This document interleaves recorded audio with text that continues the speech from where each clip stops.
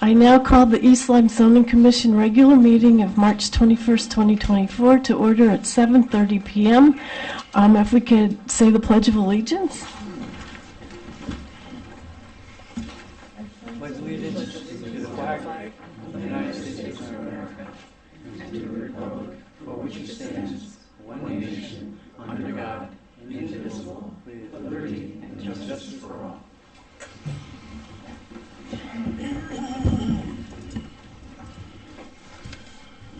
Mr. Peck, you're here. Yep. Ms. Markovitz, Mr. Foley, yes. Ms. Kalal, Mr. Paivo, and Mr. Liska. Is Mr. Liska here tonight? No. Ms. Sesko? No? Ms. Juhas? Oh, good. Thank you. Let's see. We have Mr. Mulholland, here. Ms. LaRocco, and is our ex officio, Ms. Hardy's here. Great. Well, of course, first we'll go to public delegations, which is the time when members of the public are invited to speak to the commission on items that are not on the agenda tonight. Is there anyone here that would like to speak? Yes? Bill, did you get the letter from Roger Reynolds from Save the Sound? Yes, I think it's in the file. Is that correct? Yes. So you all have that? Yes. And this is the time to speak on things that are not on tonight's agenda. We'll have time later for... That will come up. Okay. Okay. Anyone else? Yes, ma'am.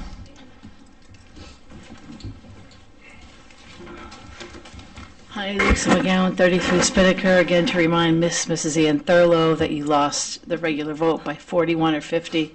Again, I'm not sure why that's funny, and you're illegitimately sitting there. You put yourself at the head of the board, and I think it's rather ironic that you were quoted in the paper on Monday, I think it was, saying what's legal and what's illegal. So anyway, just so everybody knows that she's sitting there against the will of the voters. Thank you. Is there anyone else tonight? Okay, we'll move on. We have a public hearing, a continuation. We have a note that Attorney Carey is here tonight. He represents the town. So we'll have a continuation of application of Kristen Clark, P.E. for conceptual site plan approval per Connecticut General Statute 830G, affordable housing, of a 25-unit age-restricted single multifamily affordable residential housing development to be located on the northerly side of Boston Post Road on a parcel identified as Boston Post Road, Assessor Map 31.0, Lot 2. I'll make a note that staff memos have been read and are in the record. This is our third time we've met on this. And Attorney Garrity, do you have anything to add tonight? I do, Madam Chair. I would like to respond to a couple of issues, more than a couple of issues that were raised. A couple by Mr. Mulholland regarding the title to the property, and then respond to the public comments, and also just some other items that arose since then.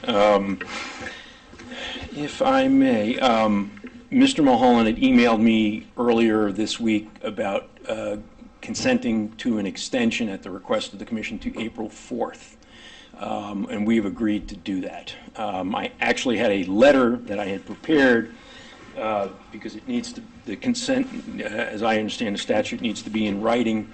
It's sitting on my desk, so when I get back to the office, I will email it to Mr. Mulholland so that you have a written confirmation of that in the record.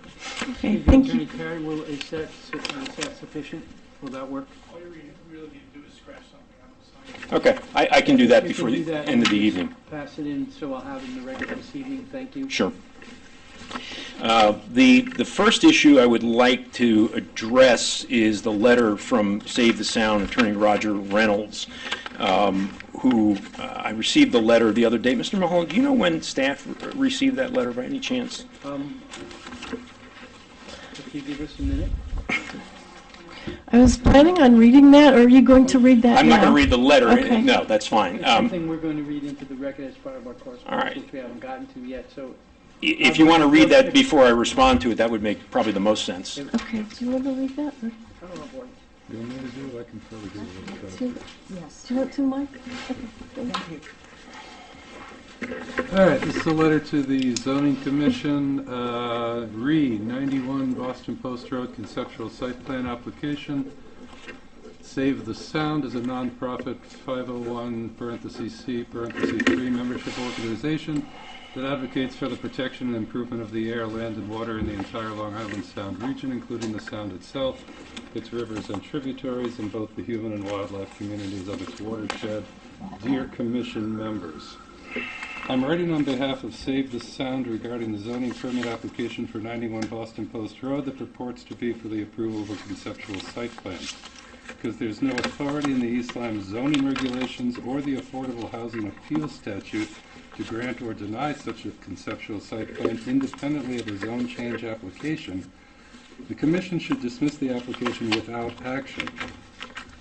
Moreover, though it is without consequence to this proceeding because of the above, Save the Sound supports the comments submitted by Save the River, Save the Hills, Exhibit TT, and Donald Danilla, Exhibit SS. It's important to note at the outset that the zoning permit application being considered is not seeking designation as an affordable housing district zone. Instead, the application is for conceptual site plan approval for an age-restricted rental housing community per Connecticut General Statute 830G. The East Lyme zoning regulations do not provide for a review of a conceptual site plan outside the context of an AHD zone change request. The East Lyme zoning regulations provide that an application for designation as an AHD may be initiated in 3 ways. 1, a conceptual site plan in accordance with the General Statute Section 830G, or 2, an application for approval of a preliminary site plan, or 3, an application for approval of a final site plan. The Commission shall have the discretion to hold a public hearing on an application for approval of a PSP and or on an application for approval of an FSP. An application for designation as an AHD cannot be approved without an approved FSP. While there are no approval processes laid out for a PSP, an FSP, and an AHD designation, there is no approval or denial process laid out for a conceptual site plan. Regardless of whether a conceptual site plan is submitted, there are 2 potential routes to a final designation on the AHD. If a PSP is submitted, the Commission shall act on the PSP, quote, at the time it acts on the proposed AHD designation. East Lyme zoning regulations 32-9-3, if a PSP is not submitted or approved, the Commission shall act on the FSP at the time it acts on the proposed AHD designation.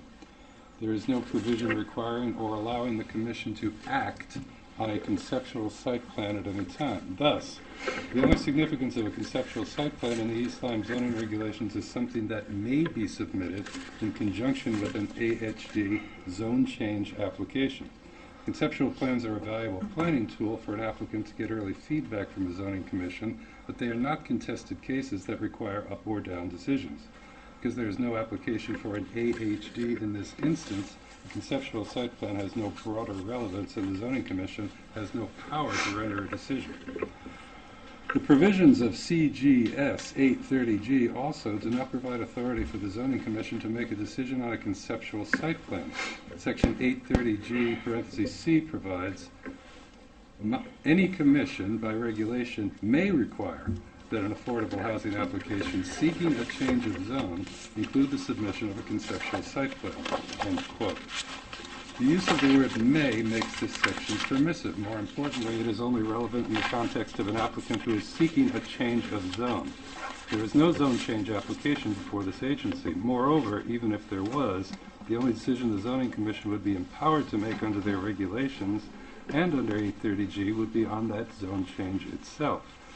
There is no provision under state or local law or regulation that requires a decision on a conceptual site plan. Finally, 830G makes it clear that if a commission wishes to require a conceptual a conceptual site plan, it must do it by regulation. Thus, the regulation would create and define any rights the applicant may have.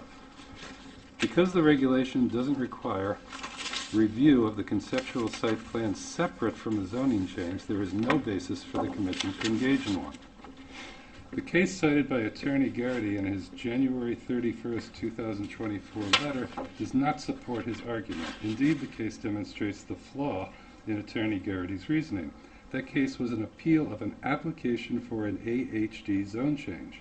See Landmark Development Group, LLC versus East Lyme Zoning Commission, WL 6120204, 67 Con L, Reporter 341, Superior Court of Connecticut, December 18, 2018. The case did not involve a conceptual site plan, but rather a PSP. More importantly, the discussion of the conceptual site plan was wholly in the context of a decision on a zoning application. There was no determination, express or implied, that a conceptual site plan could be decided outside the context of a zone change application as the applicant is seeking in this case. Thus, the case is not on point and is completely consistent with the language of the East Lyme zoning regulations and 830G, which do not provide for a hearing or decision on a conceptual site plan detached from a zone change application. Indeed, Attorney Garrity failed to note the ultimate decision in a landmark case he cites where the court declined to review a decision on a PSP. In that decision, the court noted, the Commission's conditional approval of the preliminary site plan is of no moment. It neither approved nor denied the application or even mandated anything. Presuming the plaintiffs supply all the necessary information, the application for the final site plan would be evaluated under 830G to determine whether the project can be safely constructed in compliance with General Statutes 22A-19 and our environmental laws. Landmark Development Group, LLC versus East Lyme Zoning Commission, 2021 WL 5542087, Superior Court of Connecticut, October 22, 2021, emphasis added. Thus, the court adopted the argument of the interveners, save the sound, in that case and declined to review the agency action on the preliminary site plan. In fact, in declining to review it, the court noted that the court interprets the preliminary site plan application process as an enhanced conceptual plan, during which comments have been received for the next application phase. The process moves to a final site plan, end quote. All this being said, it appears the purpose of a conceptual site plan has been served and the applicant has received valuable feedback from the Commission and the public that can and should inform its final site plan submission. For the reasons set forth above, the Commission has no jurisdiction under its regulations to approve or deny a conceptual site plan outside of the context of a zone change application and should dismiss the application without action. Sincerely, Roger Reynolds, Esquire, Senior Legal Director, 127 Church Street, New Haven, Connecticut, zip code, phone number, email. Excuse me, Madam Chair, we should mark that exhibit STUU, I believe. UU.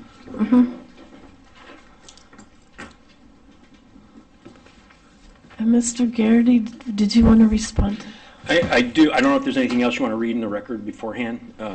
If not, Go ahead. then I will respond. So with regard to Attorney Reynolds' letter, the timing obviously is disturbing from our perspective because it comes at a point in time where he's not here to testify or be cross-examined on it. But let me, in the letter he submitted yesterday, one day before what would have been the final hearing, absent our consent to an extension of time on that. But I think what Attorney Reynolds is missing on this is twofold. First, that he fails to acknowledge the JAG Capital case, which I've raised previously, JAG Capital Drive versus East Lyme Zoning Commission, where the issue of having to seek a zone change first before a conceptual plan was overturned by the Superior Court, saying you cannot require the applicant to make an application for a zone change. We came in under the Affordable Housing District you could, because that's part of the regulations. But under 830G, which was the JAG Capital case, you couldn't require the applicant to make a application for a zone change in order to submit a conceptual site plan. Under 830G, you can submit a conceptual site plan. The other case that he fails to mention in there is Carr versus Bridgewater, which is a 2019 case. It is, the citation is 2019 Westlaw 7859569, December 3rd, 2019. And in that particular case, the court reversed the zoning commission's decision, and this is the important part, which I will read into the record in dealing with that. So accordingly, the defendant posits that because there was no such regulation, the conceptual site plan has no legal significance separate and apart from the statute. The court disagrees. Second, the defendant, again the defendant here being the town zoning commission, asserts that a conceptual site plan does not exist under our land use statute scheme because the only forms of planning and zoning approvals recognized in Connecticut are applications for 1, a zone change, 2, zoning amendments, 3, building permit certificates of occupancy, 4, site plans, 5, special permits, 6, subdivision. On the contrary, under our case law, an affordable housing application may take any form, emphasis on any form, as long as it meets the definition of an affordable housing application as set forth in 830G, subsection A, subsection 2.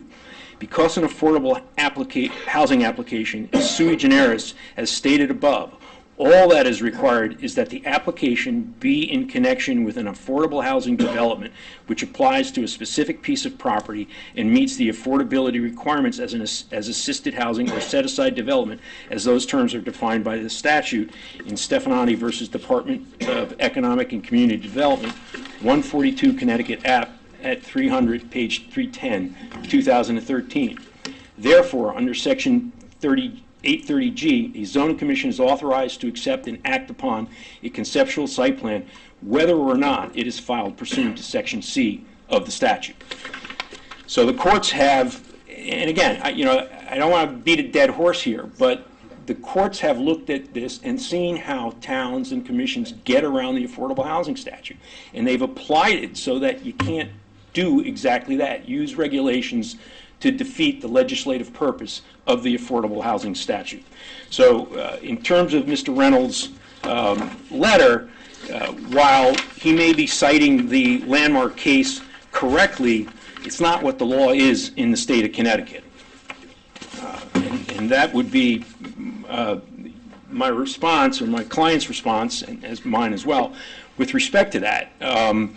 And, again, him not being here and me being able to question on whether he looked at any of those cases or he just simply took my case that I cited, and it is denying us, the ability to cross-examine him and go after those particular arguments. The other thing I'd like to do, just before I get into our full response to the comments from the public and so forth, there are some corrections to the records. I think Mr. Mulholland asked me if a public hearing is required on the final site plan application, and I had indicated that yes.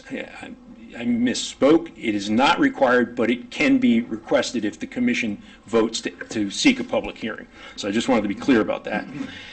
With regard to Exhibit 00, which is the peak traffic trips report dated submitted at the March 14th meeting, if this was not going to be age restricted, the documents submitted should be used as a comparison to the original traffic report dated January 16, 2024, which reflected the peak traffic for an age-restricted project. So I want to be clear about that. The other issue is, and it's come up, is the sod farm. They are agricultural uses allowed as of right in an R40 zone. I incorrectly stated that a sod farm may require a special permit. It does not. It's an as of right issue. And Mr. Mulholland, I'll ask you, not to put you on the spot, but Would you agree with me that sod farm, or agricultural uses are as of right in RU 40s? We do have reserved judgment until I have an opportunity to review. Fair enough. Because some of the property, I believe, is CA commercial, the first, is it 200 feet? I'm not sure if it's exactly 200, but there is a portion I on think it's Route 200 1. feet. Right. So I think it depends on where the location is, and then I'd want to review it. There's some agricultural uses that are allowed, but again, I would want to review. Fair enough. Or comment. If I can make this part of the record. Mr. Mahone. Now, that would be Exhibit VV. Correct.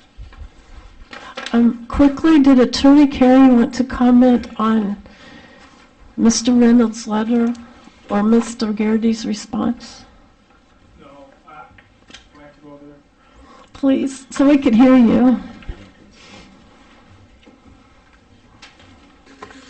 I will confess I did not read Attorney Reynolds' letter. In fact, I didn't know he was a lawyer. I thought the letter would be more about environmental issues. So I've made a note to myself to check on the cases Mr. Garrity has cited and Mr. Reynolds' argument. I would say, for what it's worth, in terms of the sod farm business, whether it's permitted as of right in an agricultural zone, I don't know. Whether it would require a wetlands permit, I don't know. But I wonder, and when I say wonder, I mean I wonder. The principal use, if this is all approved, is going to be a multifamily or multi-unit residential development. That's the principal use on this property. So the sod farm would have to be an accessory use, it seems to me.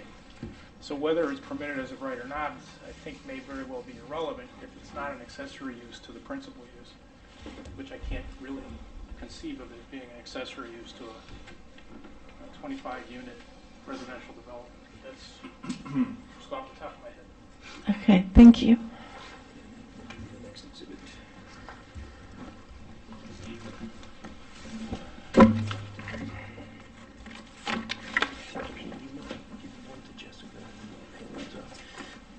Oh, actually, let me set. Thanks.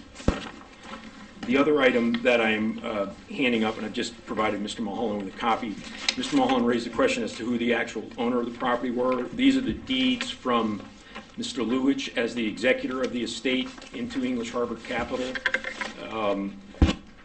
And you'll see then that my client is the owner of the property.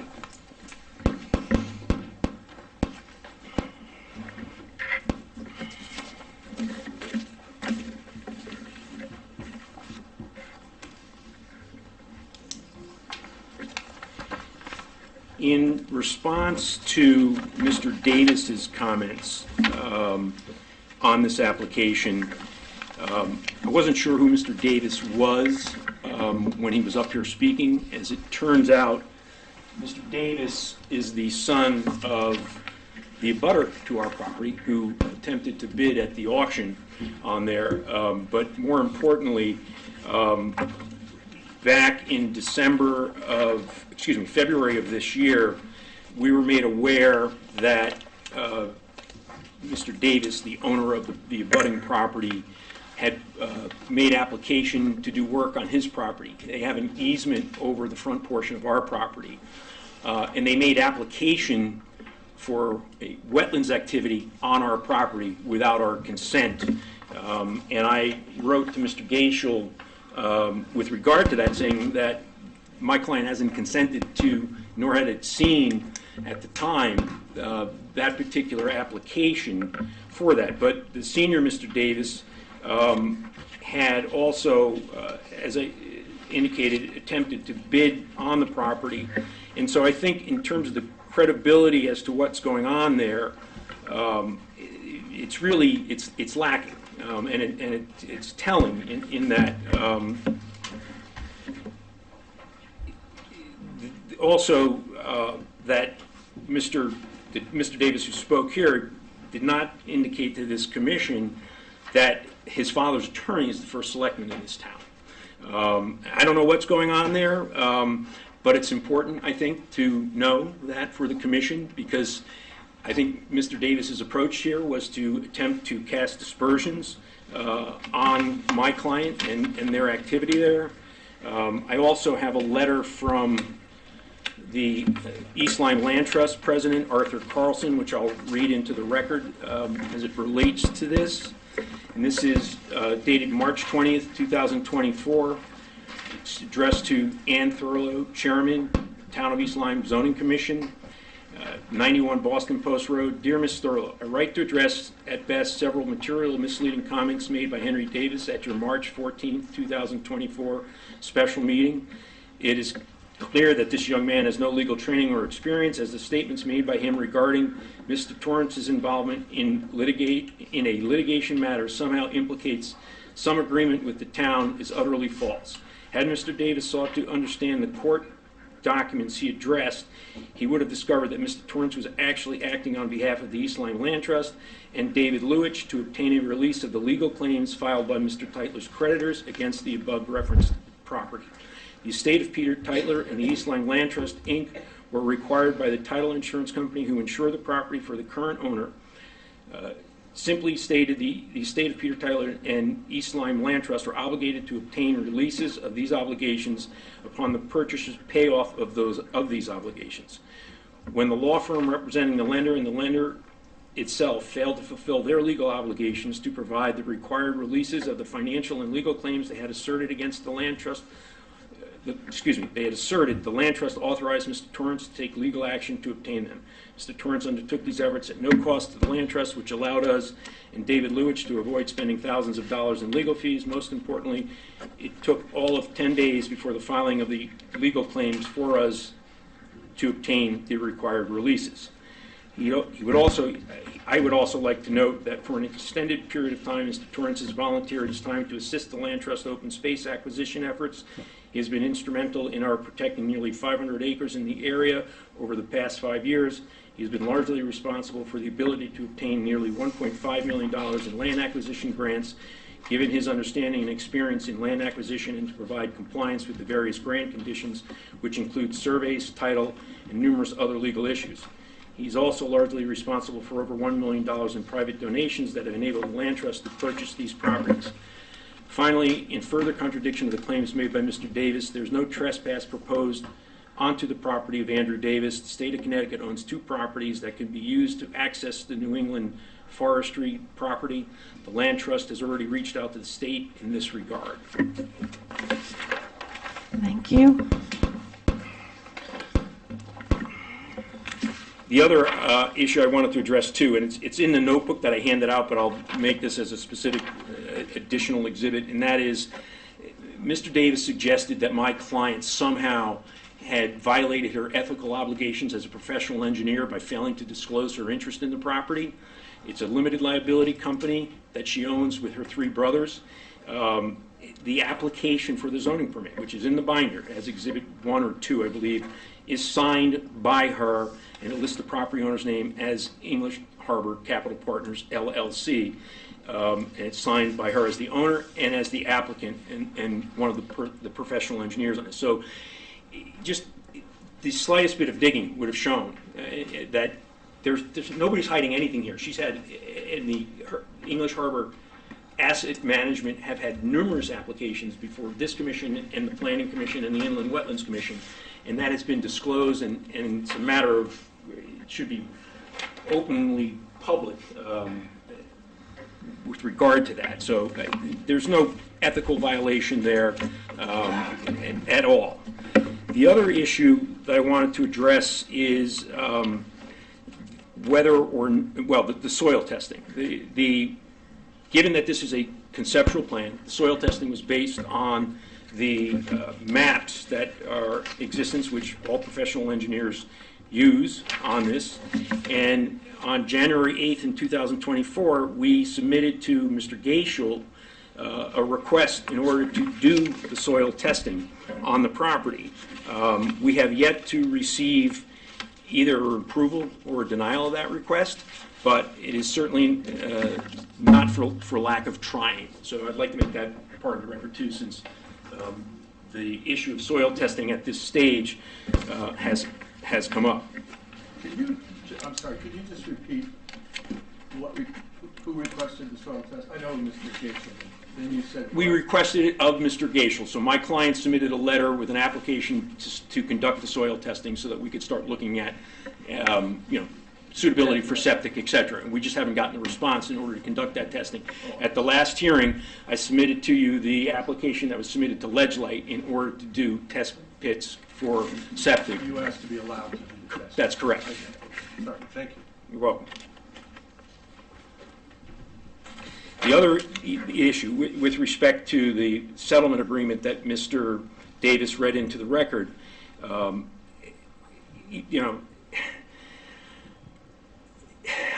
don't know how to respond to it other than to say that we're getting so far afield with these things, and I understand that. The public is going to make those. They want to present their positions on things, but whatever the settlement agreement is with the town of East Lyme and Niantic Real Estate and New England National has absolutely no bearing on this particular application with respect to that. And there's been no violation by Mr. Torrance in terms of submitting those documents on behalf of the Land Trust to the court.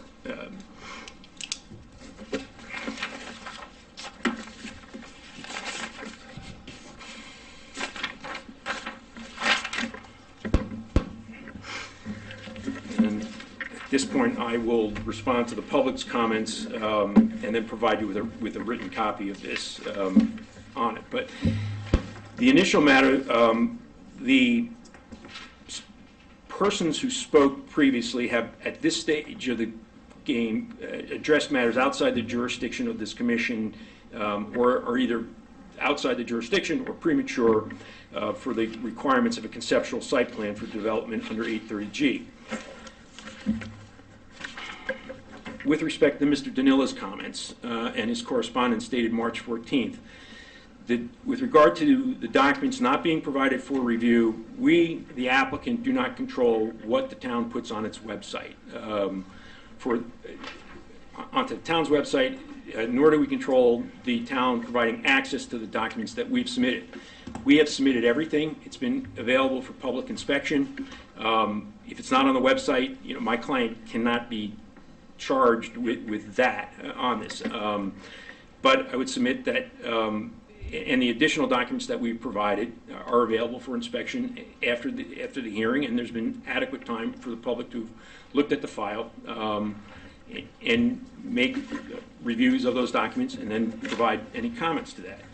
Since January 17, 2024, we've provided additional documents which include several communications and exhibits submitted for the record of this matter addressed to the town zoning officer, the commission chair, the town planner, wetlands, the wetlands agent, Mr. Gaishel, the town engineer, Alex Close, the public works director, Mr. Shear, and the town's utility engineer, Ben North. All of these documents were available to each member of this commission in the binders that we provided on March 7th, but many have yet to be uploaded to the commission's webpage.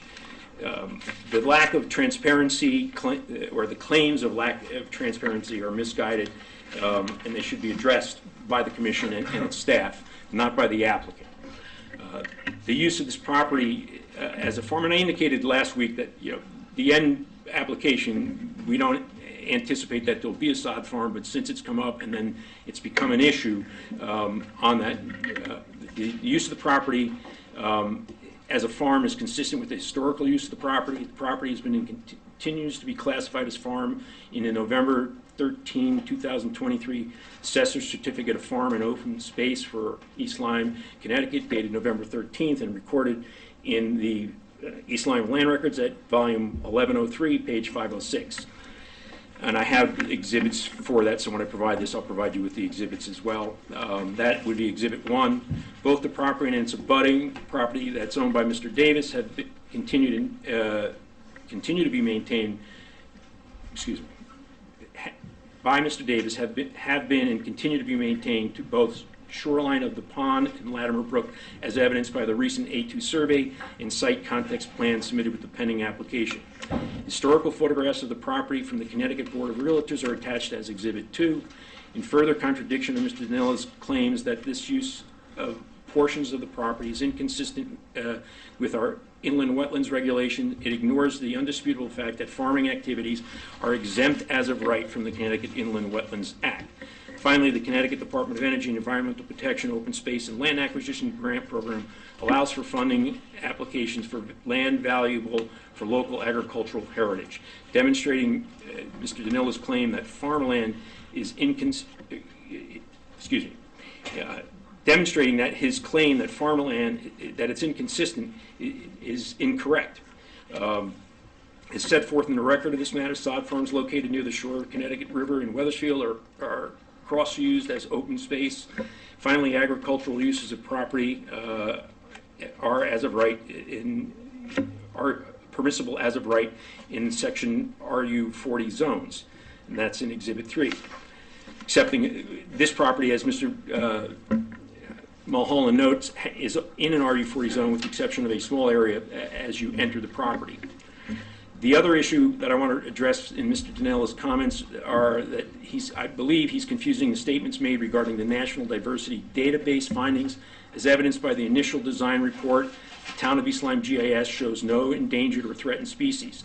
The East Lyme GIS NDDB map was an exhibit to the January 11, 2024 design report. Notwithstanding the town records, application was made by my client to the DEEP for a National Diversity Database determination on January 8th. The results dated February 22nd, 2024 were provided and are in the record as part of the letter to Mr. Gaishel and Mr. Mulholland on February 29th, 2024, and are also attached to the amended design report dated March 5th, 2024, and provided in the binder that I previously submitted.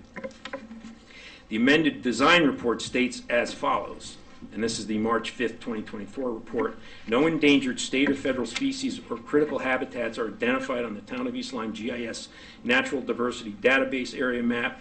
See Exhibit B. The applicant questioned the reliability of this information and submitted a request to the NDDB for determination from the Connecticut Department of Energy and Environmental Protection.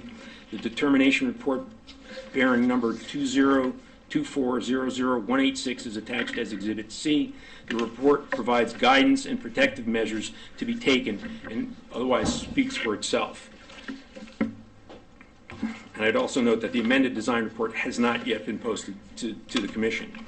With regard to Ms. Mosier-Dunn's comments and correspondence dated March 14th, the document and attached Trinkus engineering review demonstrate that Mr. Trinkus does not understand the legal requirements for a conceptual site plan, or alternatively has simply chosen to ignore them. Those requirements have been identified several times in the record of this matter. In response to the various statements attributed to Ms. Mosier-Dunn, beginning at the bottom of page 2, we respond as follows. The number of bedrooms per unit, this is a question, is not clear in the documentation. The answer is we provided this information on January 17th in binder exhibit number 6, and they are 2 bedrooms per unit. The size and type of septic tanks. Town cannot evaluate this was the comment, cannot evaluate this proposal properly without knowing the number of proposed bedrooms. The response is the number of bedrooms was answered in number 1. The town will not be evaluating the septic designs. Approvals for community septic systems will come from Ledgely Health District and the State of Connecticut Department of Health. Number three, their comment was septic systems will be on the downhill side of the retaining wall. How will they be pumped? The answer is that only leaching fields will be located west of the retaining wall. The septic tanks are located convenient to the road, and proposed locations of the septic tanks are located on the site plan. Number 4, the comment was, how can a developer design stormwater mitigation without soil sampling? The response is preliminary stormwater design is based on existing soil mapping. This gets into my earlier comments. As noted, we have an application for an administrative permit with the wetlands agent for test holes pending since January 18th on that. Number 5, why are 6 septic systems located in the AE flood zone? The answer is to see the revised site plan submitted this evening. I have it with me. Mr. May is here to comment on that. There are no longer proposed systems in the flood zone. Number 6 is the response to the sod farm. We've indicated the sod farm will not likely be part of the final site plan for the proposed project. In regard to the Trinkus report opinion that was submitted in the documents, the documents that we've submitted, excuse me, are not adequate to determine if this is an appropriate use of the site, even on a conceptual basis. We just disagree with that. Mr. Trinkus' comments ignore the requirements for 830G, and this is my comment from the last week where I think he's practicing law by offering an opinion as to whether or not they comply with conceptual site plans. He doesn't point out how they don't comply, he simply says they do not comply. And it's a little bit hard to respond to that, but I'll try to do my best as follows. The Trinkus review, he says in terms of soil testing, it's not required at this stage of the game for a conceptual site plan. Systems in the AE flood zone have been moved, as I just noted, so that item is moved. We have a sewage disposal report as part of the design report. The information on retaining walls was not required again for a conceptual site plan approval. Fire marshal has indicated proof of concept demonstrates feasibility of infrastructure for the fire emergency access, and we had met with the fire marshal, and I believe Mr. May had indicated that the fire marshal had told him that the design was sufficient to satisfy the fire department's access needs. Parking spaces provided for the number of units. There are 2 spaces per unit. Soils from the East Lyme GIS mapping is correct. Nothing more is required at this point for a conceptual site plan. Number 8, concerns regarding depth to ledge or premature will be addressed by site testing with both Ledge Light Health District and the State of Connecticut Department of Health representative, who, as you'll see from the letter from Wendy Brown Arnold, would be in attendance when this work is done so that they can observe it being done. Total number of bedrooms on the site is 50. The rain gardens will be addressed in the final site plan. Again, they're not needed for a conceptual site plan. No erosion and sediment control plan is required for a conceptual site plan. The preliminary stormwater has been provided, notwithstanding it's not required at this point in time, which is contrary to what Mr. Trinkus had said. He said there's no data provided for that. That's simply incorrect. No site testing has been done, however, but it's not, again, required at this point in the process. No requirement for conceptual, number 14 in his notes, there is no requirement needed for that. And again, in terms of his numbers 15 and 16, it's the same response, that not required at this point in time. The applicant has indicated that it would use the 2023 Deep Stormwater Management Manual in order to design this project. Soil scientist has visited the site on several occasions, and his wetland function and value impact report were submitted in the record. There are number 15 in the binder, and at this stage of the proceedings, they speak for themselves. The site plan has been modified to address the separation distances from the stormwater detention pond, and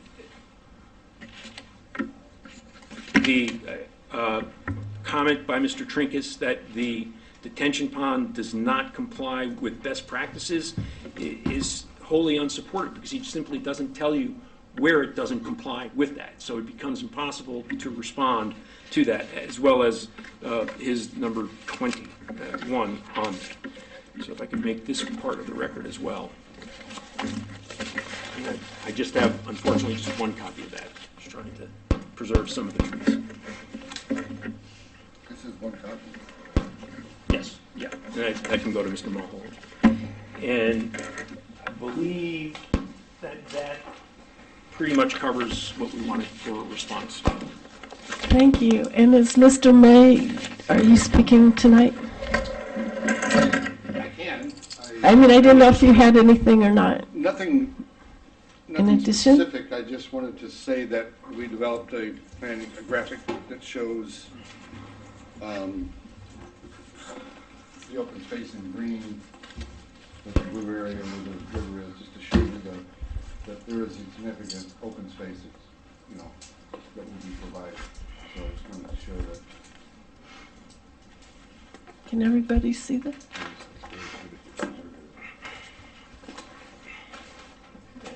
The area above the green on the left and below the last house there, is that where the sod farm is done? I really don't want to discuss that. I don't Well, really do sod farm. There no sod farm. No one was ever asking Mr. Gary, is that correct? Were they Sod put in farms out? position You for a might want sod to clarify that. Yeah, we had thought, with regard to the sod farm, that there might be some sort of interim ability for that. The final plan is not going to include a sod farm. So that's out, is that correct? Thank you. So it's not in the concept plan. It's not in the concept plan. Never been. Conceptual, no, let me ask you. So the conceptual plan we're considering does not have a sod farm? Correct. Thank you. That's right. This What is, about the nursery? this is our conceptual plan, okay? There's no sod farm on this conceptual plan. What about the nursery that's in the Turn application? that in for the record. Which is That's, that that's, spell? that's a copy of it. Okay. And I have Exhibit CC. full size. I don't We know, have a full size from the exhibit. Attorney Garrity, what was the genesis of the nursery? Because I don't know anything about a nursery. There wasn't any particular, no. It's in the application, but I think it was in there, the client was considering it possible sod farm in there. I don't know that, the only conversation I've ever had with him is regarding a sod farm, and we are not going to have that as a final plan. It's just not going to be part of it. But earlier you said Not likely. not likely, which is not the same thing as not happening. Right, but Big we difference. haven't included it in the conceptual plan, so. Well, If I may, so it's your testimony, Attorney Garrity, that there will be no sod farm or a nursery. or a Right. nursery Correct. this evening? Right. Thank you. Okay, thank you. And I provided Mr. Mulholland a full-size and scaled-down copies of that, what you just showed us. I did want to say that there's been a lot of discussion about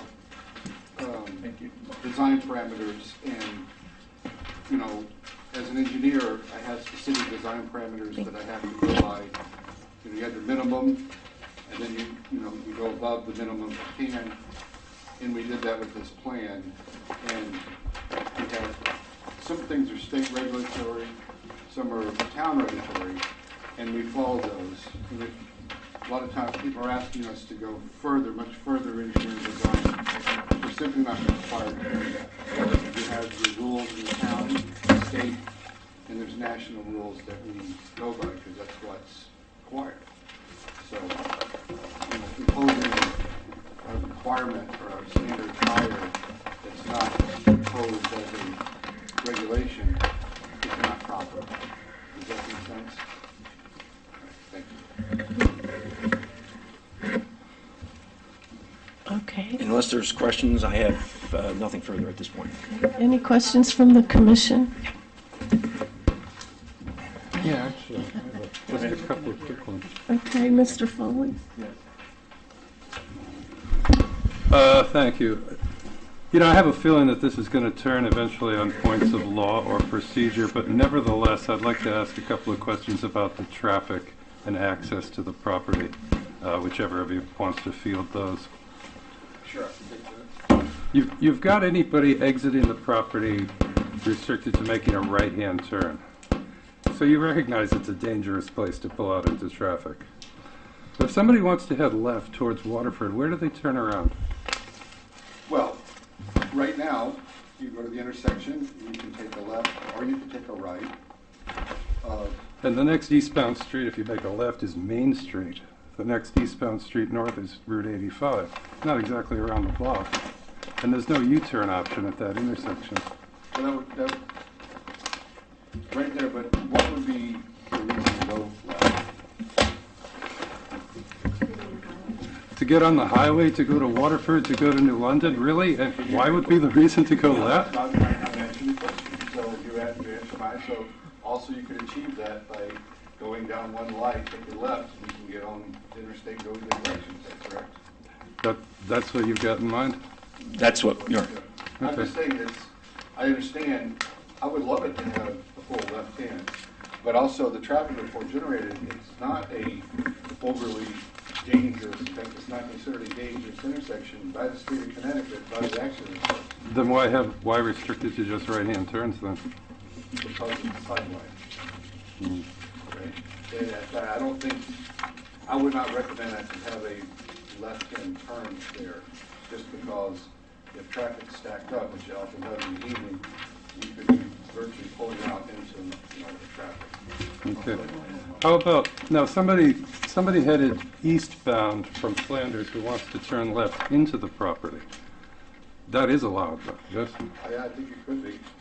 Isn't that the same issue, though, with Because they can traffic? stop, they can fully see the oncoming traffic. But there isn't room for traffic behind them to get around them. That's also creating a tie-up. I actually took that the other day. It's actually 2 lanes. You know, It's further not, left. you're right, you're Right there, just but getting it's- off the bridge, and unless the driver pulls way over to the left-hand line against the center line. I actually went and looked at that. The road is fairly wide there. All right. And I'm not trying to be contradictory, but, you know, but we're not talking about a huge amount of trips per day. I think the traffic reports came up with the elder housing at the maximum is 6 Six. per 6. And that's at peak. It's a peak time, so, yeah, that's. All right, one last thing. Again, traffic related. Is there any other multifamily property in town or in New London County that has just one-way exit like that? It's One-way entrance in and not a 2-way. yeah, it's strange to me. I've never seen it before. It's Chapman Farms, does it have Chapman. one-way? No. Chapman Farms has a stoplight, traffic light, excuse me. I mean, anywhere at all. One-way in and Chapman Farms and Chapman Woods both Maybe I have missed traffic it. lights. I thought it had, it's about one-way in and one-way out. No, just you're restricting traffic leaving the property to a right-hand turn. Is there anything else like that in New London County that's not on a one-way road? I don't know of any right offhand, but I'm sure. Because it seems unique. It strikes me that this must be a uniquely bad spot. Well, it's not uncommon to have, and I, like Mr. May, I can't think of something off the top of my head with respect to that, but it's not uncommon at all to have traffic designs so that traffic is forced to go in only one direction as exiting a property. And so I don't think that makes this a uniquely dangerous spot or uniquely bad. What we're trying to do is design it to appropriate traffic standards. So you would look to avoid creating a hazard by doing something like this. And Mr. May's right. Okay. You're going to be able to go down to that wonderful new intersection in East Lyme and go north-south and every other direction on here. I'm just curious because Noble Gas Station, and that was in its design process, didn't the DOT have to sign off on that traffic pattern? Do they Yes. have to do that here? Absolutely. Yes, Yeah. The state same road. process. Yep. And that's why we got the initial, so we can make sure that we're in compliance with what we perceive will be approved. I'm still getting to Mr. Foley's point. It's awkward. Madam Chair, follow up to that line of questioning. Have you been talking to DOT yet? No. Thank you. Yeah, I'm open. Mr. Pivo, you have? Has DOT approved a lamb chop like you have in mind in other situations that you're aware of? Well, you have one there at the I'm trying to CVS. figure You have out- one there now at the CVS. CVS. You just- so- So they have. Yeah. It doesn't work, though, does it? Well, anyway, I'm trying to That's figure not the out lamb chops problem, if that's the it's a reasonable drivers. expectation that they would approve it. I mean, I see it's functioning. I wouldn't concede that it doesn't work. It's a functional, plan. And the proof is in the pudding. How many accidents happen there? It's like a surgeon saying the operation went well despite the fact the patient is dead. It's actually the opposite. Yeah. It's actually the opposite. The state report says that you only have, 2 accidents Right. in a certain amount of time, which is, it's a low hazard by definition. So it's actually the opposite of what you just said. Okay, The surgery is successful because they haven't died. thank you. So I noticed that the traffic study does not happen on weekends, particularly in the summer, when it's car bumper to bumpers, trying to get off the highway I would have to to escape. research. I don't see why that would be an issue. Usually weekends it's lighter traffic.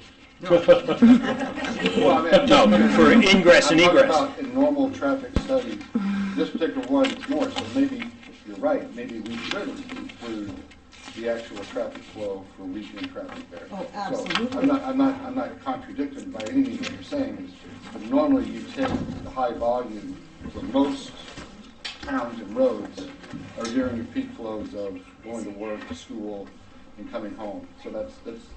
So that needs to be addressed. I'm sorry that we're silent to it, but I'm sure those numbers could be resolved and presented. So thank you for pointing that out. I think that's a good. Any other While questions? we're on the traffic question, I'd just like to ask about the sight distance for stopping sight distance.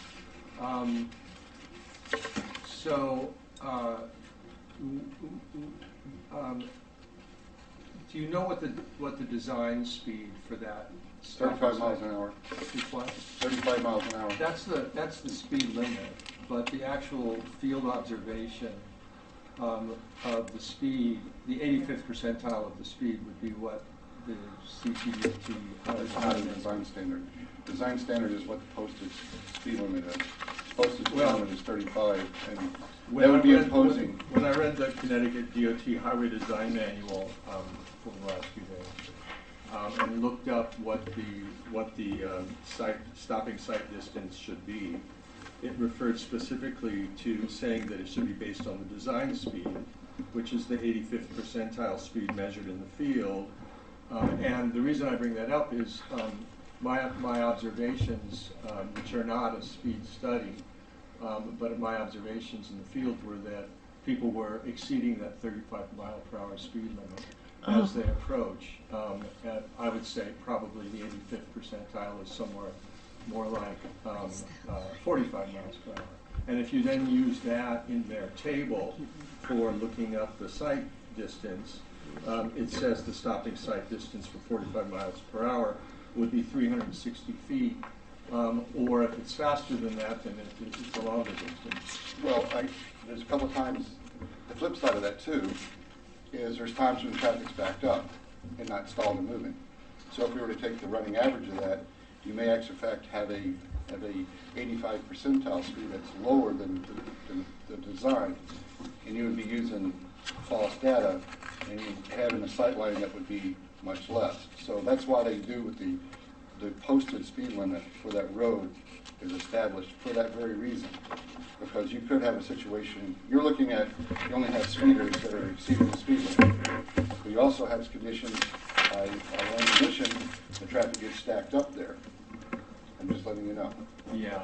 So I would say that's probably less, it's only a few percent of any of the hours in any. But I'm telling you from a design, you need to use what's an established design speed for that road, which is, I believe, 35 miles an hour. It is 35. No, So I can't go, if that was the case, then that means, what if the state came in and said, now we're going to make this now 50 miles an hour?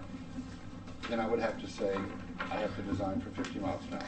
And that's pretty much the speed people go yeah, there. so, I mean, But that's the reason. you're misquoting, as far as I know, what the Connecticut DOT Highway Design Manual says as to how you establish what the proper design speed should be, which is based on a field speed study. You're saying, no, it's not right, it should be 35, it's the posted speed limit. One of us is wrong, one of us is right, we should get to the bottom of that. But let me just get to the question. If it should be 360 feet or 400 feet, and the sight line is more like 300 feet, and I'm not exactly sure what the sight line is, but is there a feasible solution for solving the problem if the required sight distance in the DOT manual is closer to 400 feet than 300 feet? Is there a feasible solution for that you could come up with? Well, first you'd have to look at any physical obstacles. And there's also, a lot of these have to do with when you see the headlights, because all those heights that are established are for headlights, not for, visual. So it's really for a lot of things are for nighttime, because that's when you have the toughest time judging distances. So it has to do with height of the headlight, height of the observer sitting at the stop, and being 10 feet back from the line where the stop bar is. And then that's measured. And so it's all done graphically to determine what the actual sight line is. And you also do the same thing for passing sight distances on an open highway. And you also have hills and valleys that you have to accommodate to have those. So there's a lot going into that number other than, and I have never used the 85 percentile of the average speed because we don't know what that is. unless the state comes out and says, this is the 85 percentile for that particular spot, which I don't know if they do that, and they wouldn't certainly make No, you design. Yeah, they say you should use a speed study for that Well, particular once location. again, you're asking me to make a determination on a design standard that I'm not, I'm supposed to use a certain specific design standard for making that determination. Yeah, I think we're just disagreeing on what the standard is for making that determination. Well- But I'm just trying to get at whether there is a feasible solution. Well, Because the conceptual site plan, we're trying to figure out if the project is feasible, and this site distance is tight, and so I'm just trying to figure out if there's a solution. So I think we're getting ahead of ourselves, though, because before we can go, we have to go to DOT, to STC, to get their approval for this and the design concept. And what Mr. May is saying is we did the lamb chop because we know that that's going to be one of the things that they're looking for in order to reduce potential traffic accidents.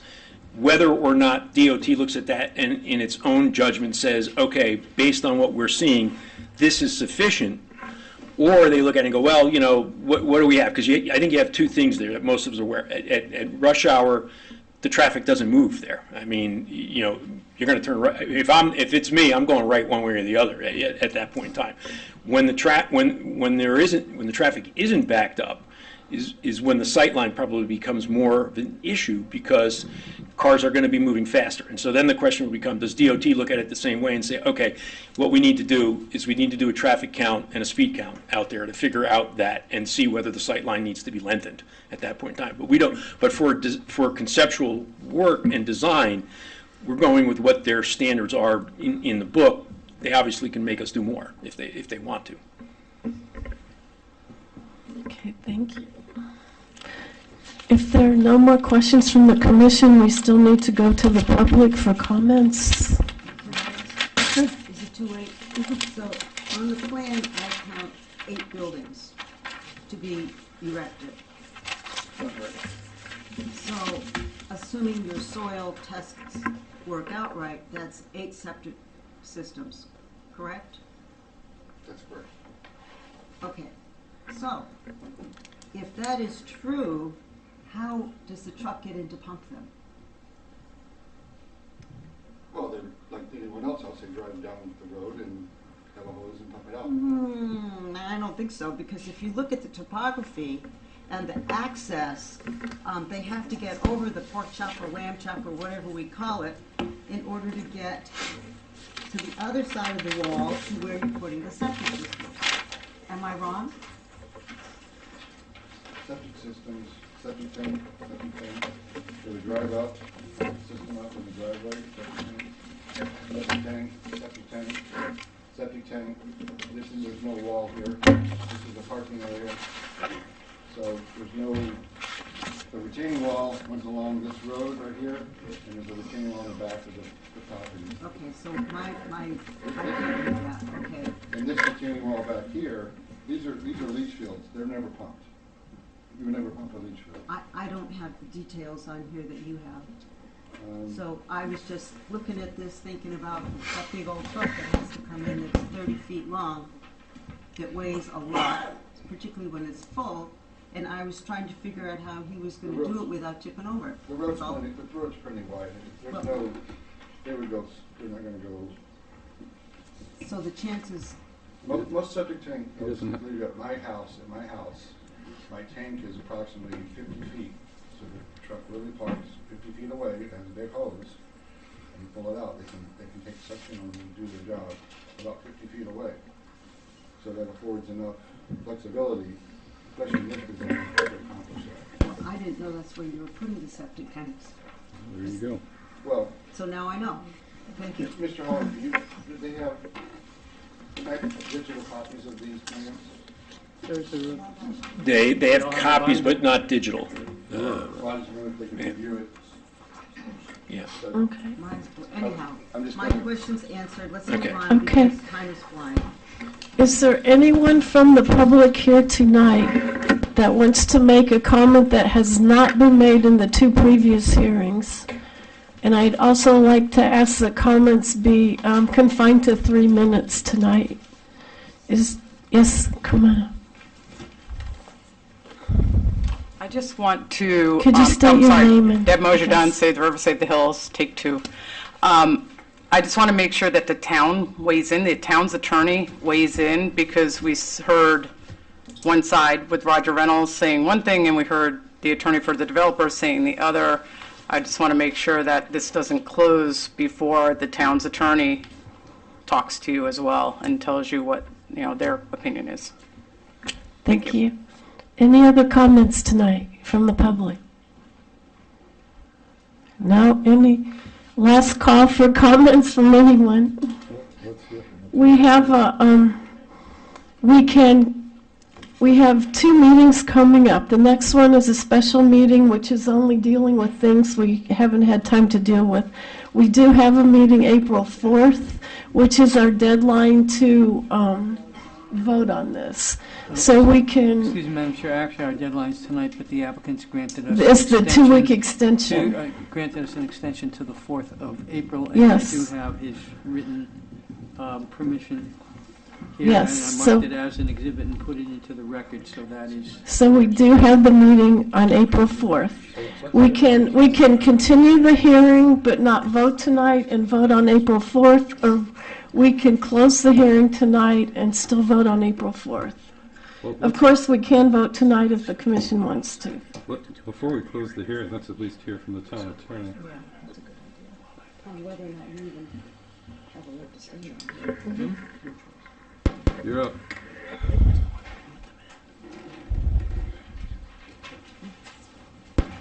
I had anticipated being able to respond to the various legal arguments at your next meeting when you take Okay. up the deliberations. I am neither for nor against this application. I'm here to help the commission and hopefully avoid any legal pitfalls, whatever decision you make. But yesterday I was doing a little legal research of the foreclosure that was discussed last hearing, that ultimately led to the property no longer being owned by Mr. Teitla, apparently. And I found a couple of pleadings in that case that I thought, for whatever they're worth, might be of use to the commission. One is a memorandum in support of motion to reopen judgment and extend sale date. This was by the defendant, East Lyme Land Trust. And one of the arguments, and this was dated May 4, 2023. One of the arguments by the Land Trust in support of that motion was that they needed more time to obtain the payoff information so that they could pay down the mortgage. And in paragraph 4 of that motion, it indicates that East Lyme Land Trust intends to preserve this environmentally sensitive property that has significant frontage on Latimer Brook. Latimer Brook discharges into the Niantic River, less than one half mile from this property. And then there's also, on December 15, 2022, East Lyme Land Trust filed a memorandum responding to the plaintiff bank's motion for judgment of strict foreclosure. And in that motion, paragraph 5, the Land Trust, by its attorney, who was a different attorney then, it wasn't Attorney Garrity, the East Lyme Land Trust is seeking to preserve the parcel due to its important environmental attributes, including several hundred feet of frontage on Latimer Brook, parentheses, spawning grounds for certain endangered fish species, close parentheses, and watershed protection given that it includes floodplain adjacent to the Latimer Brook. The parcel also benefits from certain rock outcrops, crops on its eastern boundary, and its location abutting open space land known as the Niantic River Highlands Preserve. Also of significance is its location immediately upstream from a state of Connecticut deep trout stocking location in the Latimer Brook. Paragraph 6, given the environmental importance of this parcel, ELLT seeks to preserve the real property for the benefit of the environment and the citizens of East Lyme and surrounding communities. In furtherance of these goals, the defendant, East Lyme Land Trust, respectfully requests the following in regard to the plaintiff's motion, and then it goes on to itemize the relief it was seeking. So I have a couple more copies. I gave a copy to Attorney Garrity just now. I only have a couple more of this, again, for what it's worth.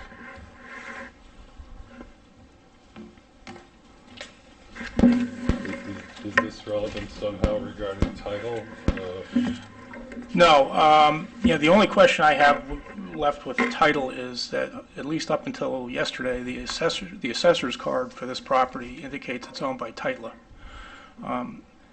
I just thought it was of some interest that East Lyme Land Trust was arguing in court not that long ago of the environmental importance of this property and its intention to maintain it or preserve it going forward. Now, different owners... Did the court rule? I think the motions were denied. Ultimately, the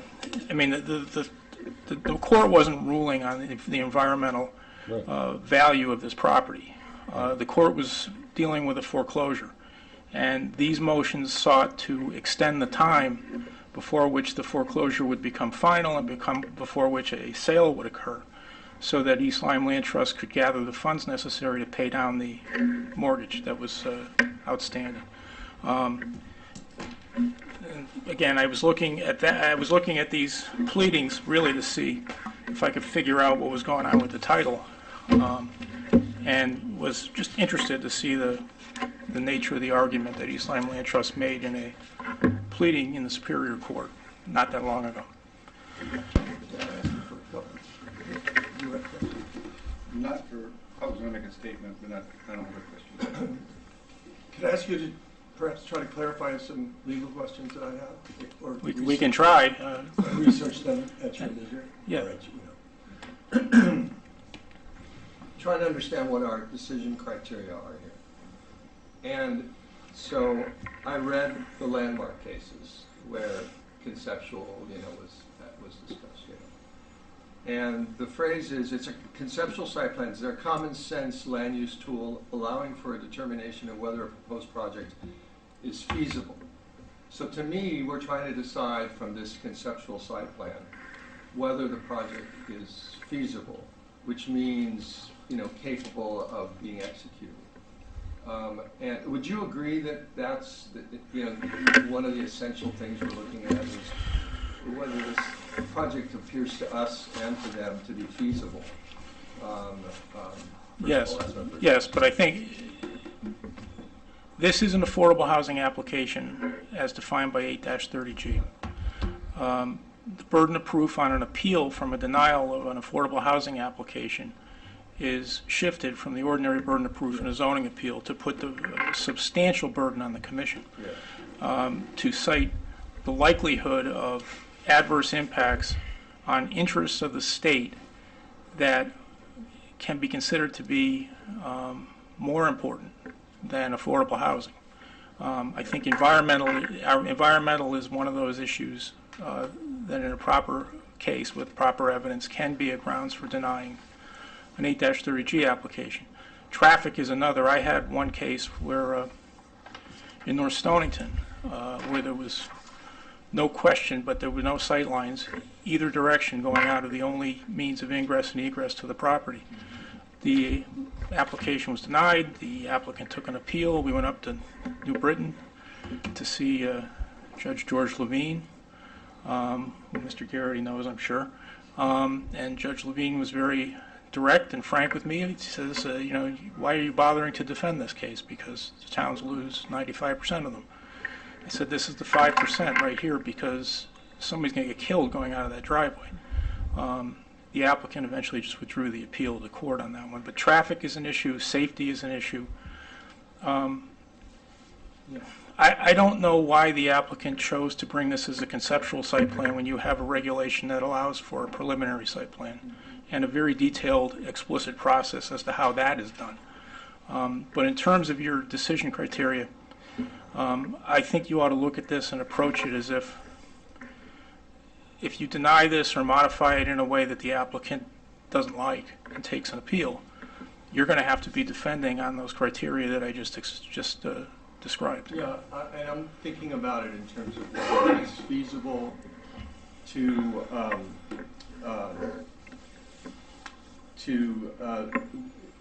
feasible means that the concepts in the application are capable of preventing harm to the substantial public interests that we may legally address, so they don't outweigh the contribution made to affordable housing. I'm thinking about it in the context of, are there feasible solutions to any of these substantial public interests that we may be concerned with? So that seems to me right within this. But there's another consideration that I wanted to raise in the 2021 landmark decision, which was where they, in a footnote, say, but we also have to be satisfied there's enough information to make an informed decision. So if we're asking about whether there's a feasible solution to the sightline problem, for instance, and nobody gives us proper, and we feel we don't have sufficient information to make an informed decision, and it seems to me that we can't establish that there is a feasible concept in a conceptual plan for addressing this particular traffic issue, and thus we wouldn't be able to go forward. Does that make sense? I'd have to think about that a little bit in terms of what the question was at the end. I think part of the problem with these various landmark cases and the other ones Attorney Garrity cited is that they are pretty fact and procedural specific, each to themselves.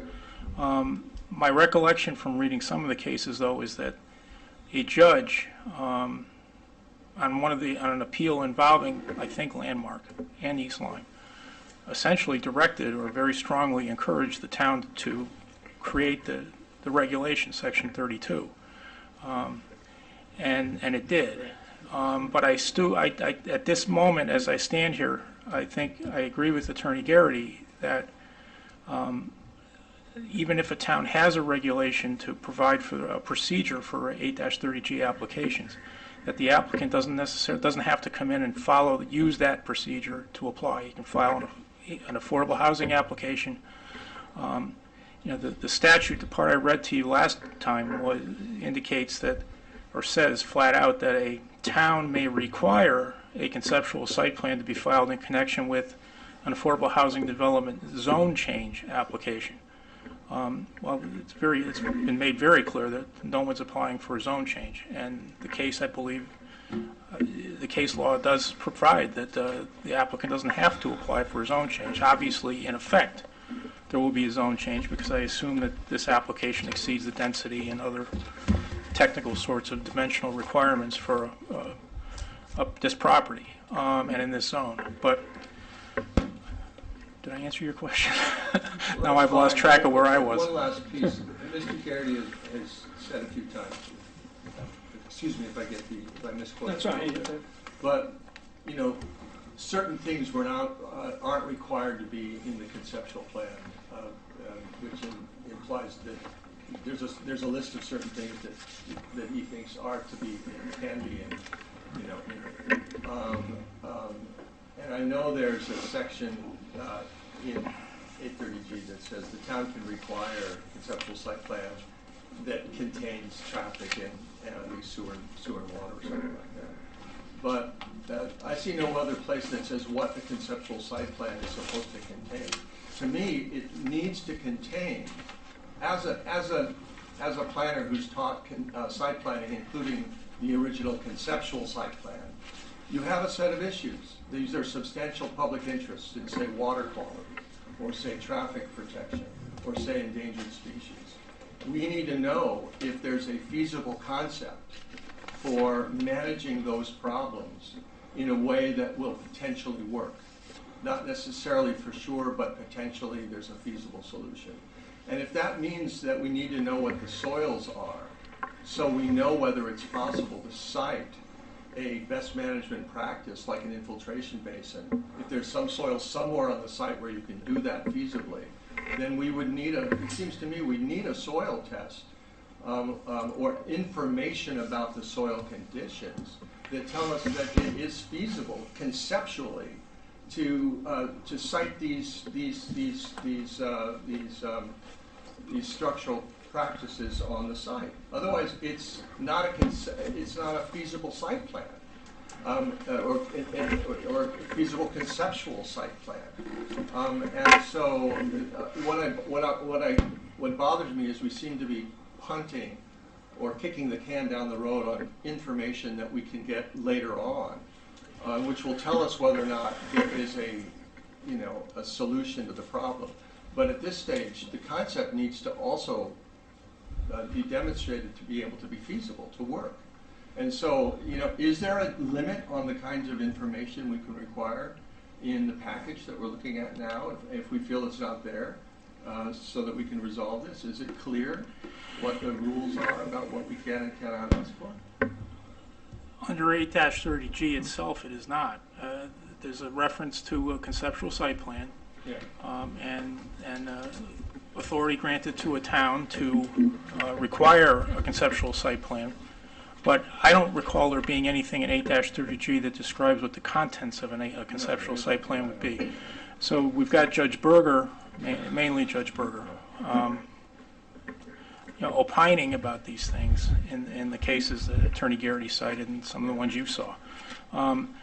I found those cases a little difficult to read because I'm probably misreading them, but it seemed to me that in places the judges use, what's your term that starts with a preliminary site plan and conceptual site plan almost interchangeably. I don't think they mean to, but I think they do in some cases. So I can do some more work before you sit down to try to finalize your deliberations to try to address these things more fully. It just seems there's a very big difference between pie in the sky promises that we can make it work, trust us, when we get the information we'll know for sure on the one hand, and a concrete concept that would be feasible on the site that we can hang our hat on and say, okay, that does seem like it's possible to solve the sightline problem, so now go ahead and do your engineering work to really detail that out, which is, I think, the idea behind a conceptual plan. Right, and I agree with Attorney Garrity and Mr. May that the notion of a conceptual site plan, I think, was inserted into the statute so that a commission couldn't require an applicant to come in and spend $100,000 to put together a final plan or whatever, whatever it might cost at this stage of the process. I'm still having some problem in my conceptualizing. If you deny this, that doesn't really stop the applicant from coming back. If you approve it with modifications, does that necessarily mean the applicant's going to come back and give you the modifications you ask for? I'm not saying anything about this particular set of applicants. I'm just saying.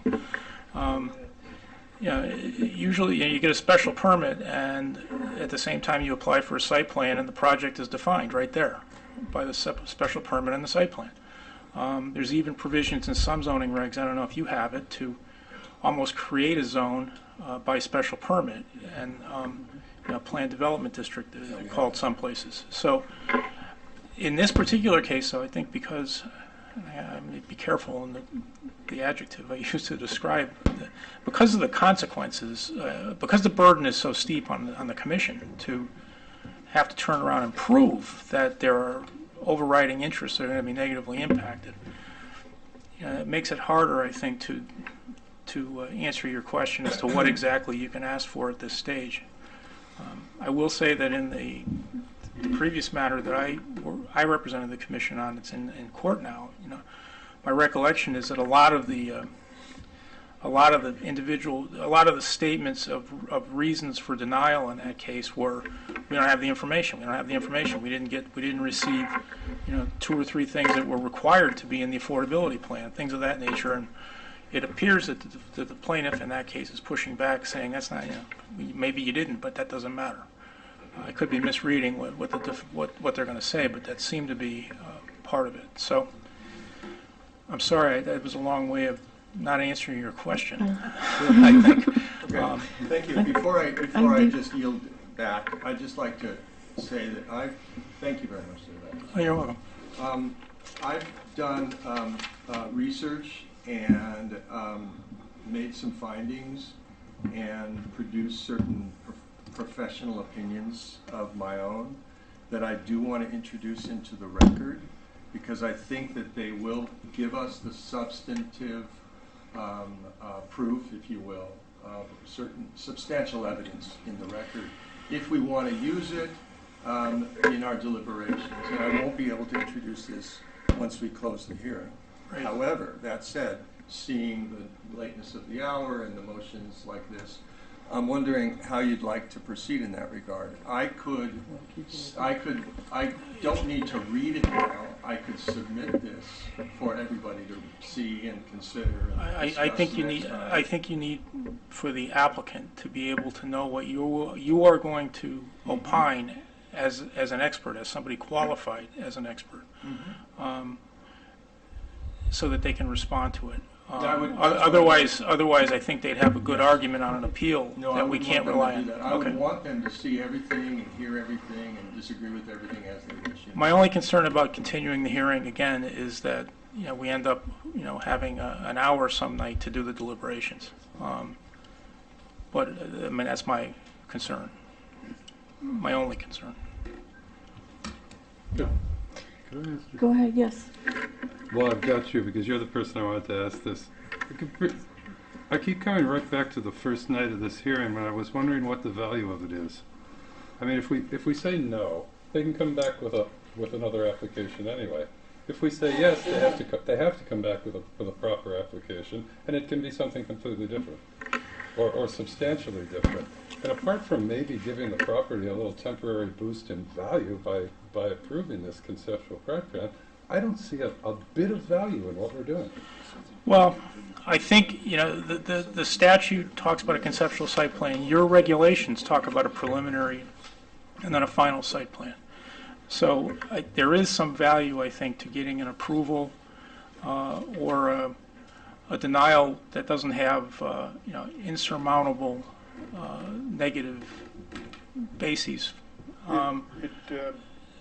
in terms of going forward with the final site plan. And I don't know whether an applicant could argue, for example, that if a conceptual or a preliminary site plan was approved, that the commission couldn't go back later and change its mind about certain things that it decided at the conceptual stage. I don't know. In terms of what's the value of it, I think the value is that if there were some real big showstoppers at this stage of the analysis of the project, the applicant would know that and would make a reasonable decision as to whether to spend the money to go forward and give you a more detailed and final plan. That's what I think the value of it would be. Okay. Mr. Peck, did you have some? I was going to interrupt, but I'm glad I didn't. I would like to make a suggestion that Mr. Pivo's presentation be passed out to us and to the applicant. Number two, I wanted to say it is apparent there's two substantive issues here: environmental and traffic. This town has spent hundreds of thousands of dollars trying to save Oswegatchie Hills. This is related, obviously, with the Latimer Brook feeding into the Niantic River. What I would like to suggest is that we go up onto the site. You can either do it as a group with an announcement of a meeting, or 3 at a time so we don't have a quorum at the same time. And have the engineer point out the buildings are going to be here, septic systems, so we get a better picture of what's entailed. We can look at the slope versus the brook, try to pull out into the traffic, see what happens. We don't do this very often, but I think something tells me that we might do it in this case. The hearing, so long as the hearing is still open, and I think you could schedule a site walk. I would not do it. I would have one site walk for as many members as can attend at the one time. You can have staff attend, you can have the applicant obviously can be there. I'm not certain that you have to get the applicant's consent to be on the property, but I think they may have already given you that by virtue of filing the application, but I think it would be good to get the applicant's consent to do that. You have to notice it. It's a meeting, and so members of the public can go with you. You can't tell them they can't. And you have to schedule a couple of days ahead of time at least. You have to put the notice, the agenda out. It'll be like a special meeting of the commission, but this will be also will be part of the hearing. Is this something the applicant would entertain? You could do it, well, maybe I can, be on a short, yes. Yes, it would. We prefer it to be on a weekend. And as Attorney Carey said, it would need to be noticed a public hearing. We'd want the full commission here, otherwise we're going to have probably issues in terms of just the logistics of going in and out, back and forth. So And you'd have FOI issues, and then the FOI issues could have an impact on whatever decision you make here. So, but I mean, I assume you do site walks, not all the time, but that you've done them. We have occasionally. I think, Name for the, Timothy May, engineer, I think we're kind of getting into a different era here because we're still presenting information, and if we get into discussions out there, is that an issue? I think.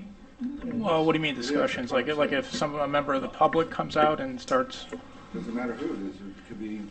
If we start Well, I discussing- think they have to keep minutes. Now, The they last probably would time- have to record whatever conversations Mr. occur. Holland, you should have it. well, I mean, I have concerns about that as well, because it makes it very difficult to take minutes and to have a clerk present. On some sidewalks, there's usually direction from the applicant's team, but really little interaction other than this is going here, okay, thank you very much. Not really a question and answer where I'm not taping it, where I'm not taking minutes, et cetera, et cetera. So caution is important. I was gonna maybe make a suggestion that maybe we could put some key survey marks out there and the commission go out on their own individually and look.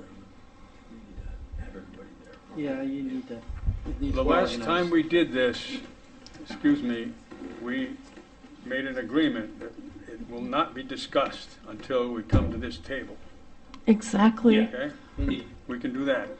If I may, right, I mean, and I've done site walks with the planning commission in town, and basically, either the chairperson or myself or the applicant themselves, essentially say, these are what the ground rules are, they've been agreed to in advance.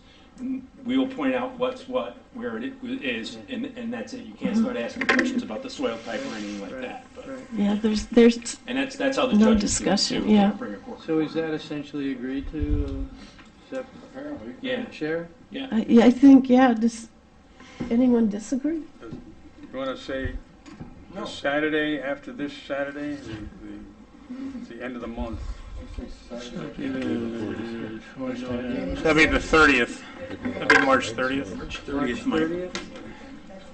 But right now, Mr. Mulholland, right now, are you looking to have one more meeting on this? Which would be the conclusion of the hearing? This evening, the applicant has granted an extension of the timeframe in which to process this application to March. April 4th. April 4th, thank you. Yeah. And that is our drop dead date for decision and completion of all of our proceedings. But you'd be looking to, we probably should get, well, the other thing is, you don't plan to have two meetings between now and the 4th. I have a meeting coming up, which this is not scheduled because it's a special meeting for the commission to discuss commission business other Right. than public applications. Right, so the plan was not to have two meetings, it was simply to On have this subject, one where no. we close the hearing, hopefully, in half Well, an hour, and then do whatever deliberations are gonna be done. That's what we have as a All schedule. right. So it's gonna have to be done by midnight. Yes. Can everybody make the Saturday before Easter? Oh, wow, yeah, I didn't even think of that. Yeah, yes. Denise, can The 30th, Saturday, the Yeah, 30th, that's- is that correct? That's on Good Saturday? Friday. Good Friday is the day before I that. don't know if I can commit to that date. I mean, this is just hit What really about hard. this I mean, coming I- Saturday? And I don't know if this is actually proper, to be honest with you, Well, I because we're in the think- middle of decision-making, and I was expecting... Well, actually, we're not decision-making, we're still in public hearing.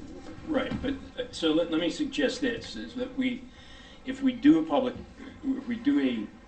hearing on the site, right, it is limited to either myself, my client, or Mr. May, depending upon whom we're going to bring, because I don't think we'll necessarily need engineers, because we're not going to be talking about Right. specific things. We're going to say, this is the general area where the buildings will be, this is where the road would be, this is the wetland boundary. That, my understanding, I haven't been to the site, but my understanding is that's all marked already anyway. So it would just give you a general idea of what the property is. We would come back on the 4th, close the public hearing that night, and then you would start deliberating. So I have a follow-up question with the commission, essentially. Mhm. Must it be on a Saturday? That's what I was just wondering. I can do any day. You know, Well, the weekend would probably be best for me, because then I can actually get my client down from New Hampshire here, if that works. But I can't guarantee that, because she has children, so, I mean, but if it's decided that it's on, middle of the week or whatever. well, I think, let me follow up, please, Bill Mulholland, zoning guy. If you're just pointing out locations, Yeah, it's we true. need somebody just to point out, if your engineer goes out and puts a couple of stakes in here, there, and everywhere, and Right. you or your client is aware where those are, I think that's simply what this commission's looking for, and to get eyes on the property and just have a better understanding of where things are and where they might be with no interaction. So I'm assuming that's a half an hour meeting. Yeah, and in fact, what I can do is, because not that lawyers are control freaks, but we have to be. If I go out and either with Mr. May or just with the map, and then I can cite everything out, and that way we can make sure that we keep the conversation to an absolute minimum on that and just point the stuff out. So I'll familiarize myself with the site, the physical site, before I go out there, before you go out there. If we can, the 29th might, if that's Easter weekend, I know that makes it Good Friday, but the 29th is an alternative date. A lot of people will be on the road as well. It's a holiday weekend for some people, religious. I can do the 29th. Can everybody do, I can do either day. I'm away then. you're asking about the 29th and 30th? Is that Yes. what the question is? Yes. I prefer the 29th, actually. Yeah. 29th. The 29th is Friday. So Mr. Pivo's available, Ann's available, Mr. Peck is available, Mrs. Kalala is available, Mr. Foley, sir, As far as I know. Week as from far as you know. I'm not. You are not, and our one I'm good. alternative is. I'm not, but Mr. I List don't, is here I'm not, as I well. can't be here any day that weekend, but I don't think you need And me. then I probably don't need you. You certainly don't need me. Then I gotta pay you anyway. For slogging around in the mud, yeah. I don't So think- Attorney Garrity, are you available? I am. Somebody will be available either Yeah. one of those dates, so I would suggest that he and I talk on Monday, and I shoot an email out to you all and confirm, and I'm going to assume morning, 10 o'clock, Works 11 for me. o'clock, something like that, so we don't lose the day. That's fine. So let's shoot for 10 o'clock, is that agreed? Thank you, yes. Mr. Mulholland, the consent to continue this, I have it did it here. apply to both the hearing and the date of the decision? I have a real quick procedural question before you all go away.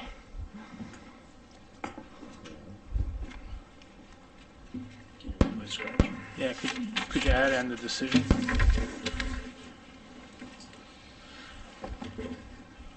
Otherwise, I'd wake up at 2 in the morning thinking about that. Probably still will.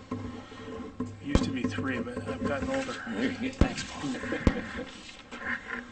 Thank you. So it's Friday? What we're going to do is, I was going to touch base with Attorney Garrity on Monday and send an email out to everyone confirming the time and day. Wanna And go you've back got and to- look at the calendar and just make sure. I'm thinking Friday, in my view, Friday morning at 10 o'clock on the, was that the 29th? 29th. Is the public hearing still going to be open during this time? This Yes. is part of the Yes. public hearing. Yes. Yeah, And then, we're so- assuming we're continuing this public hearing, is that correct, Madam Chair? Yes, we haven't voted yet, but I had a quick procedural question. Obviously, you need to put the agenda up. We'll put all that together, special, it's a special meeting. Yeah, yeah. Okay. In our last meeting during the public hearing, we did have a 5-minute break, and this has never come up before, but I know Mr. Pivo, you came down and was speaking to Mr. May during the break. Is that something that needs to be recorded in our minutes because none of us heard the conversation? So how do we do that? I can tell you what we talked about. I mean, Yeah, that's, that would be fine, I think. okay. Just so it's on the record and we keep the integrity of the hearing.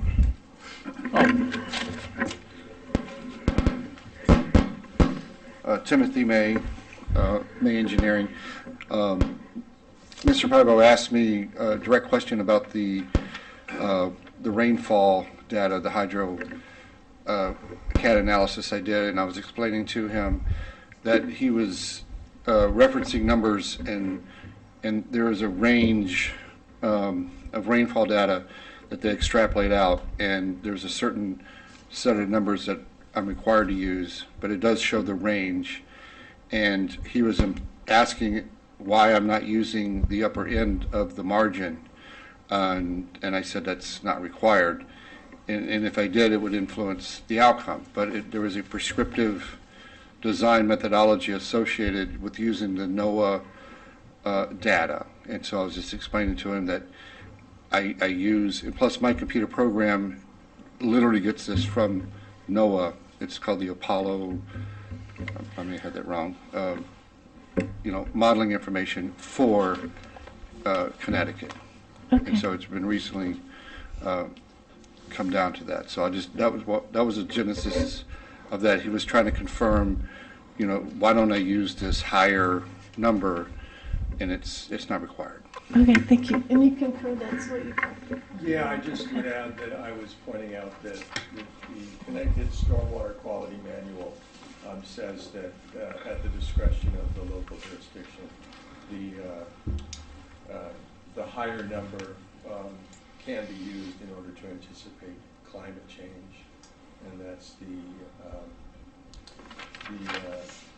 the top of the 90% confidence interval rather than the median.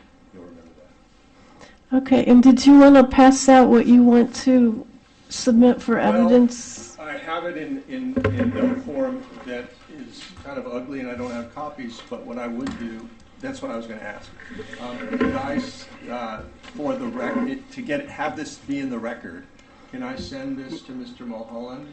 Attorney Carey, could you address that, please? Tomorrow? Would that be appropriate? I believe there's going to be an objection, so why don't we hear what the objection is? And then Thank you. So maybe I don't want to jump around, but I had a couple of points to be made in terms of keeping the hearing open. Obviously, it appears that we are going to keep it open to the 4th, because Mr. Mulholland and I had a brief conversation about the possibility of additional evidence coming into the record. So, right, and I just want to be, that if additional evidence comes in, we want to be able to respond to it. So a decision on the 4th, hearing open to the 4th is okay. With respect to Mr. Pivo, introducing any additional evidence, I'm going to object to that. It's not permitted. Commission members, you have staff that provides you with comments on the application. You're supposed to make a decision on the application based upon the evidence that's presented to you by your staff, by the applicant, by members of the public. And commission members should not be going out on their own making determinations. There's a whole host of reasons the courts don't like that, and least of which is, what if you guys disagree with what he has to say? Now all of a sudden we have the commission members sort of facing off against one another. It's one thing when you comment on staff responses or whatever, but it's another when a commission member brings in information that's outside the record, puts it in the record, creates all sorts of problems. And so I'm going to object to anything along those lines. And while I'm up, if I can, so just to address the other questions in terms of what's in a conceptual site plan, not much, frankly. affordability plan, a general schematic of the layout of the buildings, whether water or sewer is available. What's the reason behind the conceptual site plan? Cost, primarily cost. We can't come back in here with 92 units or anything like that. If we come back with if you grant a approval of the conceptual site plan, what we come back with has to address the concerns that are raised to the extent you're allowed to consider them, and they're legal concerns, that the commission can legally address. But we can't go off the reservation and then say, it's going to be a hotel. Don't worry, you approved the conceptual site plan. It doesn't work that way. It has to resemble what you approved on a conceptual basis. But we've already gone way beyond what's required on a conceptual. And again, it's a cost factor because applicants would come in. If you look at Landmark, I mean, Glenn Russo's been at that for 20 years. I don't know how much money he spent. But the legislature saw how communities bankrupt developers from reaching the goal of affordable housing by simply death by 1,000 cuts, do this, do that, do this, do that, do this, do a traffic study. We don't like that traffic study, do another one, come back in. That's the reason you go down this road. We want to know in advance if what we're proposing or something similar to it is something that this commission would, if we meet all the other requirements, and Mr. Mulholland was very careful at the last meeting to make clear and get me to answer, yes, I have to do this, yes, I have to do that, yes, I'm going to do this, in order to get a final approval, okay? The idea here is if this looks good, then we'll make the decision, do we proceed to the next step and really start pouring money into doing this project? So it's a cost factor, is primarily the basis for the conceptual site plan application. The other issue is, in terms of when you make the considerations here, your considerations have to be based on what the courts have said you can. Safety is one of them. But if you say that, the traffic situation out there, it's not great, it's unsafe, denied, you need to be able to quantify that empirically, okay? And that's the other issue. Now, the only thing in the record right now is our traffic report, and our traffic report seems to indicate that it is feasible to do this. You're going to be able to turn left out of there? No, but it's still feasible to develop the project, to make that right turn for people to go in different directions and get to where they're going. There's access to it. So those are the things at this stage that we're considering. You may not like the pork chop or the ham chop, whatever it's called, but it doesn't mean that it's not feasible and that, there's no zero-sum game here for anything. Anything that we do as human beings has an impact. The question is it something that we're willing to accept in terms of that? And that's what the courts have said. You can't deny these things simply because you look at something, you don't like it. You have to weigh the effects on those things that you can consider and see if those things in a quantifiable manner outweigh the need for affordable housing. And if you can't quantify it, you can't deny it. So that's it for my And Attorney Carey, could you make a comment if it's a conflict of interest for Mr. Pivo to put evidence in as an expert and also as a commission member? I don't know that it's a conflict of interest, but I will say, on reflection and having heard Attorney Garrity, I have been coming to meetings like this for 43 years, and I don't remember ever seeing a member of a commission introduce, written evidence or anything like that. What I was trying to explain earlier was that if a member of a commission has a particular expertise and they intend to use that expertise in analyzing an application, that they have to make it known to the applicant. But I think, frankly, it would be more problematic than not to have a commissioner introducing materials on his own or her own. And I also think, if this had happened a month ago, I don't think my decision would be different, but I think it might be. I think that would have impacted that. You end up with a situation, I think, here where Attorney Garrity would be entitled to cross-examine Mr. Pivo on the evidence you'd be presenting, and I've never seen that. And, I suppose it's possible if a commission member wants to recuse himself from an application and participate as a member of the audience, and obviously relinquishing the right to vote and deliberate. I suppose they could do that, but I think I would err on the side of caution and not have a commissioner submitting materials at this point. I would tend to agree with you. I don't know if I have the authority to tell a commission member they can't submit something. Well, there's now two legal opinions that it probably isn't the right thing to do, and but it's in the end, I guess it's a matter of the commissioner's own conscience as to whether he or she feels that they're going to abide by the legal advice. Clients don't have to take legal advice, but my advice is to not in this case. And but if you have, you can question Mr. May based on your expertise, and I think you already have. I don't know, you've made your expertise a matter of record, in terms of your credentials, but you could do that. And but I wouldn't submit anything out, anything in writing. You would not submit. No, I would not. I think it.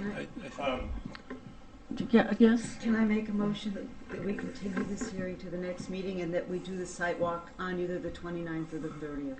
I think it's agreed the 29th at 10 o'clock. Okay, fine, perfect. 10 o'clock. There's a motion on the floor. Do we have a second? Second. All those in favor say aye. Aye. Aye. Opposed? Abstained? We will continue the hearing April 4th. Let's move on quickly to the regular meeting. We have the approval of the minutes of March 14th, 2024, special meeting. I have a motion to approve the minutes. Do I have a second? All those in favor say aye. Aye. Opposed? Abstained? I have to abstain, I believe. Okay, one abstention. Mr. Peck? Because we continued the hearing, we will not be discussing this application tonight. Under old business, Mr. Peck, do you want to talk about A and B? We're working on those.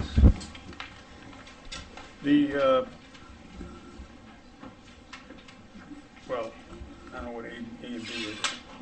The outdoor lighting and mixed-use text amendment. If I may, Mr. Peck, we met and had some discussion, and we're working on those.